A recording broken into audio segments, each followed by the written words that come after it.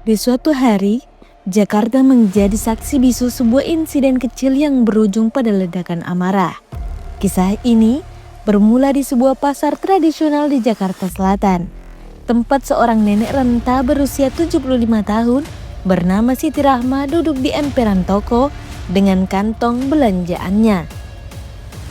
Tubuhnya kecil, wajahnya penuh keriput, namun matanya masih memancarkan kehangatan seorang ibu yang telah melewati pahit manisnya kehidupan.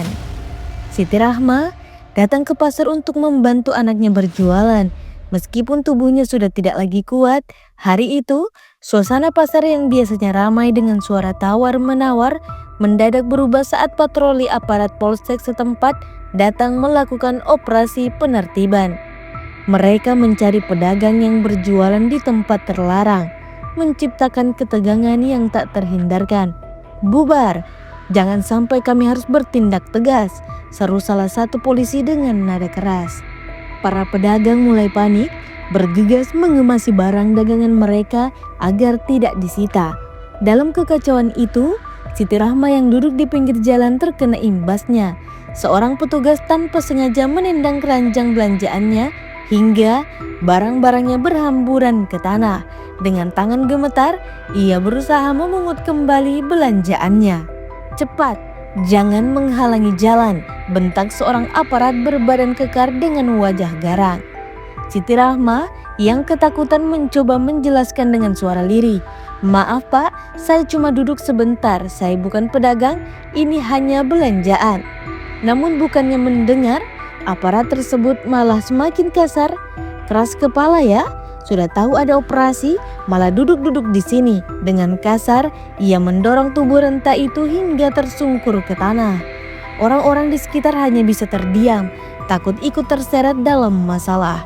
Seorang pedagang mencoba membantu Siti Rahma berdiri dan menegur aparat tersebut. Namun responnya justru lebih mengintimidasi. "Siapa lagi yang mau sok pahlawan di sini? Jangan main-main dengan kami," ancamnya sambil melirik tajam ke arah pedagang itu. Air mata mengalir di pipi Siti Rahma. Ia tak menyangka diperlakukan dengan kasar di usianya yang sudah lanjut. Lebih menyakitkan lagi adalah rasa tidak berdaya yang menggerogoti hatinya. Dengan langkah gontai, ia pulang ke rumah kecilnya di pinggiran kota Jakarta. Saat tiba di rumah, ia disambut oleh cucunya, Kapten Dimas Arya, seorang prajurit Kopassus yang baru saja kembali dari tugas pelatihan di luar kota. Begitu melihat neneknya dalam keadaan pucat dengan mata sembab, Dimas langsung tahu bahwa sesuatu telah terjadi. "Nenek, ada apa? Siapa yang menyakiti nenek?" tanyanya dengan nada serius, menggenggam tangan neneknya dengan penuh kekhawatiran. Siti Rahma berusaha menghindari tatapan cucunya. Ia tak ingin membebani Dimas dengan masalah ini. Namun, desakan demi desakan dari Dimas akhirnya membuatnya menceritakan semuanya. Ketika Dimas mendengar bagaimana neneknya diperlakukan, dadanya bergemuruh oleh amarah yang membara. Baginya, kehormatan keluarganya telah diinjak-injak. Bagi Dimas, kejadian ini bukan hal sepele. Bagaimana mungkin seorang aparat negara yang seharusnya melindungi rakyat justru memperlakukan seorang lansia dengan kasar? Terlebih lagi, wanita itu adalah neneknya sendiri, sosok yang paling ia hormati setelah ibunya. Wajah Dimas menegang, mata yang biasanya terlihat tenang kini menyiratkan bara kemarahan. Ia berdiri tegak, rahangnya mengeras dan tinjunya mengepal. Dalam hatinya, harga diri neneknya telah diinjak-injak dan itu tidak bisa dibiarkan.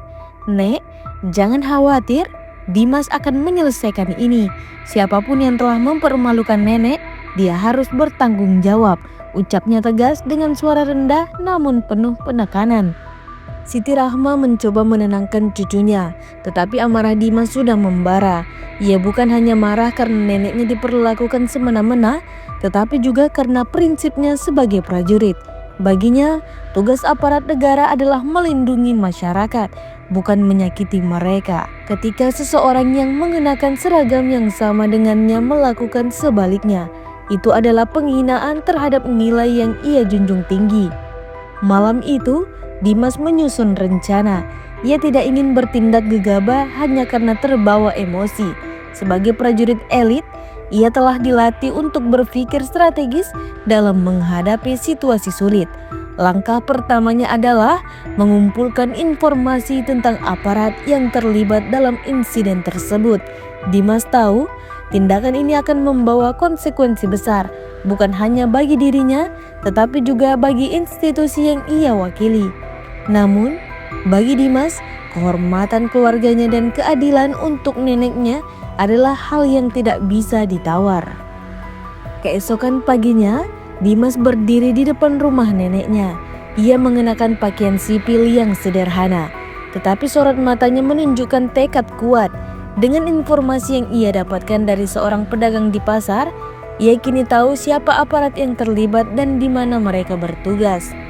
Langkah pertamanya adalah mencari bukti yang kuat agar permasalahan ini tidak berakhir begitu saja. Ia kembali ke pasar tempat insiden itu terjadi dan berbicara dengan para pedagang yang menjadi saksi. Awalnya, mereka ragu untuk berbicara, takut akan adanya pembalasan dari aparat. Namun, setelah Dimas memperkenalkan dirinya sebagai prajurit Kopassus dan menjelaskan bahwa ia hanya mencari keadilan bagi neneknya, mereka perlahan mulai buka suara. Kami semua melihat kejadian tersebut dan memang cukup mengejutkan. Terkadang dalam razia ada tindakan yang kurang mempertimbangkan kondisi warga, ujar seorang pedagang dengan nada hati-hati. Dimas mencatat setiap detail yang mereka sampaikan.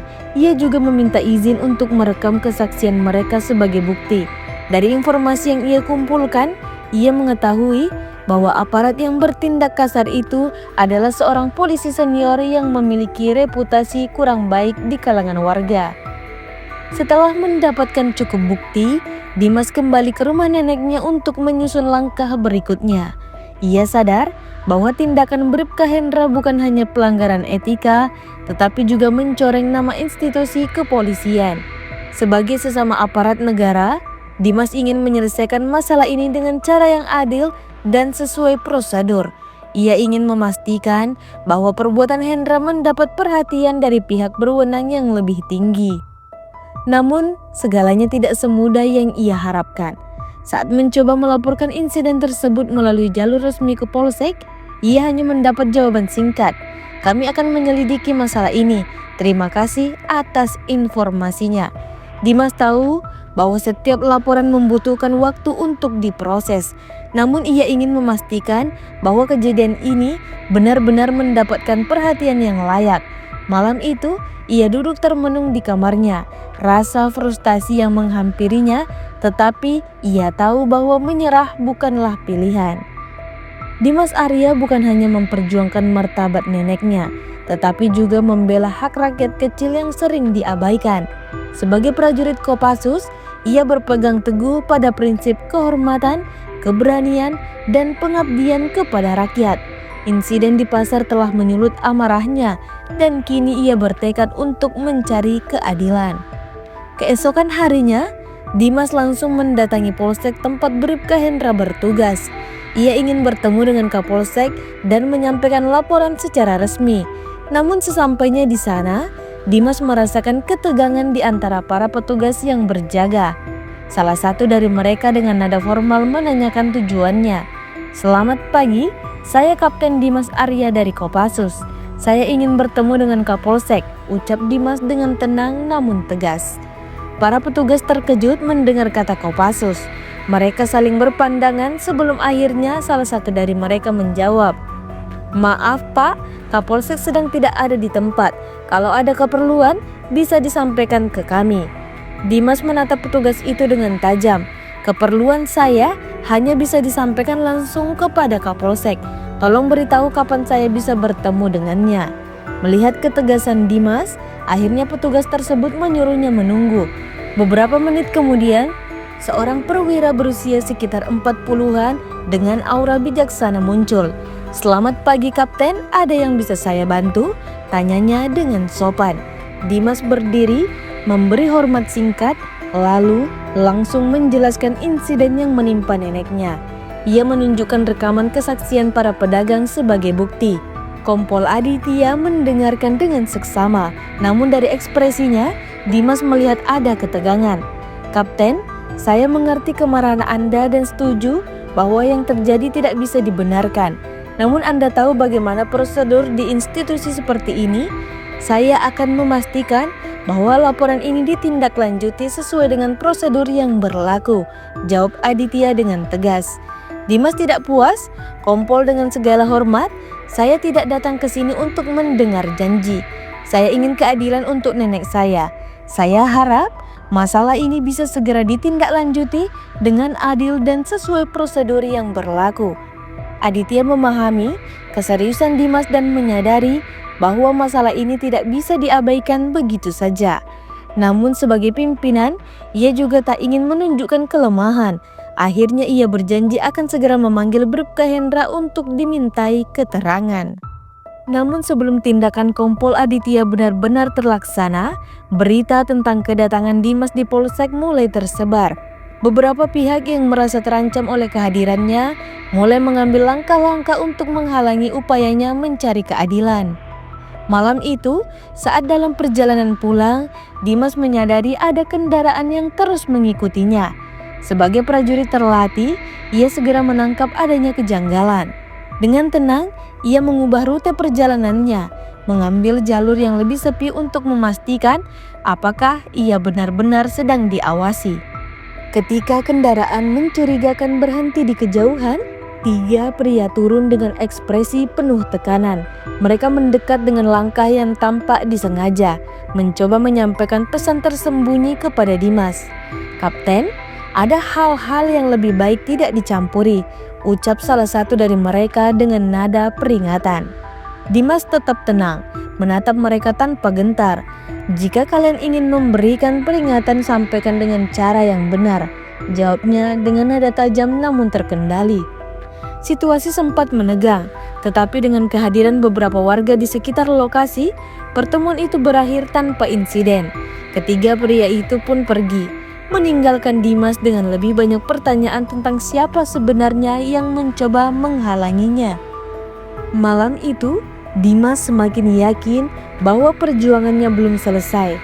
Masalah ini bukan hanya tentang satu orang, tetapi tentang sistem yang harus diperbaiki. Namun, ia tidak akan mundur. Ia harus terus melangkah demi keadilan bagi neneknya dan mereka yang mengalami hal serupa. Keesokan paginya, suasana di rumah nenek Siti Rahmat tampak lebih tenang. Namun di dalam hati Dimas, gelombang pertanyaan dan tekad semakin membara. Kejadian semalam adalah pertanda bahwa ada pihak-pihak yang tidak ingin kasus ini mencuat ke permukaan. Setelah memastikan kondisi neneknya, Dimas mengambil langkah besar. Ia menghubungi Mayor Bima, seorang perwira senior yang memiliki jaringan luas di berbagai sektor. "Bima, aku butuh bantuanmu," kata Dimas saat panggilan tersambung. "Ada apa, Dimas? Kau terdengar serius," jawab Bima penasaran. Dimas menjelaskan semuanya, mulai dari insiden yang menimpa neneknya hingga berbagai tekanan yang mulai ia hadapi. Bima mendengarkan dengan seksama, lalu menjawab dengan nada tegas, "Ini bukan hanya tentang nenekmu, Dimas. Jika masalah ini dibiarkan, hal serupa bisa terus terjadi," ujar Bima. "Aku tahu," jawab Dimas mantap. "Karena itu, aku ingin membawa ini ke tingkat yang lebih tinggi agar ada tindakan nyata." Dengan koneksi yang dimilikinya, Mayor Bima menawarkan bantuan untuk membawa masalah ini ke media dan pihak berwenang yang dapat bertindak secara adil. Mereka mulai menyusun strategi agar kasus ini mendapat perhatian luas, sehingga keadilan bisa ditegakkan tanpa intervensi yang tidak semestinya. Dimas kini tidak sendiri. Dengan dukungan dari orang-orang yang memiliki integritas, ia siap untuk melangkah lebih jauh dalam mencari keadilan. Keesokan harinya, Dimas kembali ke Polsek, tapi kali ini ia tidak datang sendirian. Ia membawa beberapa wartawan dari media lokal yang tertarik meliput kasus ini. Kedatangan Dimas bersama media langsung membuat suasana di Polsek tegang. Para petugas tampak gelisah, sementara Kapolsek Aditya berusaha menjaga ketenangannya. "Kapten Dimas, Anda datang lagi. "Ada yang bisa kami bantu?" tanya Aditya berusaha bersikap ramah meski jelas terlihat waspada. "Saya ingin memastikan bahwa laporan saya benar-benar ditindaklanjuti. Ini bukan sekedar urusan pribadi, ini soal keadilan bagi nenek saya dan rakyat kecil yang sering diperlakukan semena-mena." Para wartawan mulai merekam pembicaraan. Salah satu dari mereka langsung bertanya, "Pak Kapolsek, bagaimana tanggapan Anda mengenai tuduhan bahwa ada anggota Polsek yang bertindak kasar terhadap seorang nenek di pasar?" Kapolsek Aditya tampak gugup, tetapi mencoba menjawab dengan diplomatis. "Kami sedang menyelidiki kasus ini. Jika terbukti ada pelanggaran, kami akan mengambil tindakan tegas sesuai prosedur." Namun sebelum Aditya selesai berbicara, Dimas menyela dengan nada tegas, "Saya harap penyelidikan ini tidak hanya menjadi janji kosong. Kalau tidak, saya sendiri yang akan memastikan keadilan ditegakkan." Ucapan itu membuat suasana semakin panas. Beberapa polisi tampak tidak nyaman. Mereka tahu kasus ini mulai menarik perhatian publik dan jika tidak ditangani dengan baik, dampaknya bisa sangat besar. Sementara itu, di luar polsek, pergerakan sudah dimulai. Mayor Bima menghubungi tokoh masyarakat dan aktivis. Dalam hitungan jam, media sosial mulai ramai dengan tagar "Keadilan untuk nenek" dan reformasi polisi. Di sisi lain, Bribka Hendra mulai merasa terdesak. Namanya kini menjadi sorotan. Dalam upaya melindungi dirinya, ia mencari dukungan dari rekan-rekannya di polsek. Namun, tidak semua bersedia membantunya. Banyak yang mulai menjaga jarak, takut terseret masalah. Malam itu, Hendra bersama 2 orang rekannya mendatangi rumah Dimas. Mereka berencana memberikan peringatan agar Dimas berhenti memperbesar masalah ini. Namun Dimas sudah menunggu. Ketika Hendra dan rekannya tiba, Dimas berdiri tegap di depan rumahnya. "Ada yang bisa saya bantu?" tanya Dimas dengan nada dingin. Hendra mencoba bersikap santai, tetapi suaranya terdengar tegang. "Kapten, kita ini sama-sama aparat negara. Saya harap Anda mengerti bahwa ada hal-hal yang sebaiknya tidak perlu diperpanjang." Dimas mendekat, menatap Hendra tajam. "Kau datang ke sini untuk mengancamku? Kau salah orang. Aku tidak akan mundur." Hendra mencoba membalas, tetapi sebelum sempat berbicara, Dimas melanjutkan dengan suara lebih keras. "Kau pikir seragammu bisa melindungimu? Kau tidak tahu siapa yang kau hadapi." Melihat keberanian Dimas, Hendra akhirnya mundur. Ia sadar situasi semakin sulit. Jika terus melawan, ia hanya memperburuk keadaan. Pagi itu, Dimas dihubungi oleh Mayor Bima. "Dimas, ada kabar baik. Kepala Kepolisian Daerah Jakarta sudah mengetahui kasus ini. Mereka akan mengirim tim untuk menyelidiki polsek tempat Bribka Hendra bertugas," kata Bima. "Bagus, aku ingin melihat bagaimana mereka menangani ini," jawab Dimas dengan nada serius. Ia tahu bahwa tekanan publik telah menjadi senjata terbesarnya. Sementara itu, di dalam polsek, Bribka Hendra terlihat semakin terpojok. Rekan-rekannya mulai menjaga jarak darinya, takut ikut terseret dalam kasus ini. Bahkan, beberapa dari mereka secara diam-diam memberikan informasi kepada tim penyelidik tentang perilaku Hendra yang sering melanggar etika. Ketika tim penyelidik dari Polda tiba, Bribka Hendra dipanggil untuk memberikan keterangan. Wajahnya tegang, tetapi ia berusaha tetap tenang. Namun, semua upayanya untuk membela diri sia-sia ketika bukti-bukti yang dikumpulkan oleh Dimas dan para saksi mulai dipaparkan. Rekaman video, kesaksian para pedagang, foto-foto kondisi Siti Rahma setelah insiden, serta laporan dari Dimas membuat posisi Hendra semakin sulit. Di ruang pemeriksaan, salah satu penyelidik bertanya dengan nada tajam, "Bribka Hendra, apa alasan Anda memperlakukan seorang nenek berusia 75 tahun dengan kasar? Bukankah tugas Anda sebagai aparat adalah melindungi masyarakat?" Hendra tidak mampu memberikan jawaban yang memuaskan. Ia mencoba berdalih bahwa tindakannya adalah bagian dari upaya penertiban. Tetapi penyelidik tidak menerima alasan itu. Penertiban tidak pernah membenarkan kekerasan, apalagi terhadap lansia, kata penyelidik dengan tegas. Sementara pemeriksaan berlangsung, Dimas memutuskan untuk membawa neneknya, Siti Rahma, ke polsek. Ia ingin menunjukkan bahwa neneknya bukan hanya sekedar korban, tetapi juga simbol dari rakyat kecil yang seringkali terpinggirkan. Kehadiran nenek Siti Rahma yang sederhana tetapi penuh martabat membuat suasana di polsek menjadi hening. Beberapa petugas yang sebelumnya bersikap arogan kini hanya bisa menunduk. Nenek saya hanya seorang wanita tua yang tidak berdaya, tapi perlakuan kalian membuatnya merasa seperti penjahat. Apa ini wajah hukum yang kalian banggakan? Kata Dimas dengan nada dingin penuh emosi yang tertahan. Kapolsek Aditya yang ikut menyaksikan kehadiran nenek Siti Rahma tampak terdiam. Ia tahu bahwa situasi ini tidak bisa lagi ditutupi. Dengan berat hati, ia akhirnya memberikan pernyataan resmi di depan media yang hadir. Sebagai Kapolsek, saya bertanggung jawab atas tindakan anggota saya. Kami meminta maaf kepada Ibu Siti Rahma dan keluarganya atas kejadian yang tidak seharusnya terjadi. Kami juga memastikan bahwa Bribka Hendra akan diproses sesuai hukum yang berlaku, kata Aditya dengan nada penuh penyesalan. Beberapa hari kemudian, hasil penyelidikan resmi diumumkan. Bribka Hendra dinyatakan bersalah atas pelanggaran etika dan penyalahgunaan wewenang. Ia dijatuhi sanksi tegas berupa pemecatan dari kepolisian dan ancaman hukuman pidana atas tindakannya. Keputusan ini disambut dengan sorak-sorai dari masyarakat yang selama ini mendukung perjuangan Dimas. Namun, bagi Dimas, kemenangan ini bukan hanya tentang menghukum Hendra, ia melihatnya sebagai langkah awal untuk membangun kesadaran bahwa keadilan harus ditegakkan, tidak peduli siapa yang melanggar. Pada hari yang sama, Dimas membawa neneknya ke taman kecil di dekat rumah mereka. Ia duduk di sampingnya, memegang tangan wanita tua itu dengan lembut. "Nek, semuanya sudah selesai. Orang yang menyakiti nenek sudah dihukum," kata Dimas dengan senyum tipis. Nenek Siti Rahma menatap cucunya dengan penuh kasih. "Nak, nenek tidak pernah ingin ini terjadi. Tapi nenek bangga padamu. Kamu bukan hanya membela nenek, tapi juga orang-orang seperti nenek yang seringkali tidak dianggap." Dimas hanya mengangguk.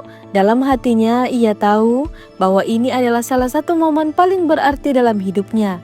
Ia telah menunjukkan bahwa keadilan adalah hak semua orang dan tidak ada yang berhak merampasnya. Tidak peduli seberapa kuat atas berkuasanya mereka. Kisah ini akhirnya menjadi pelajaran besar tidak hanya bagi institusi kepolisian tetapi juga bagi masyarakat luas. Dimas Arya, seorang prajurit Kopassus yang tidak hanya berjuang di medan perang tetapi juga di medan keadilan, telah membuktikan bahwa keberanian sejati adalah melawan ketidakadilan, bahkan ketika itu datang dari orang-orang yang seharusnya melindungi.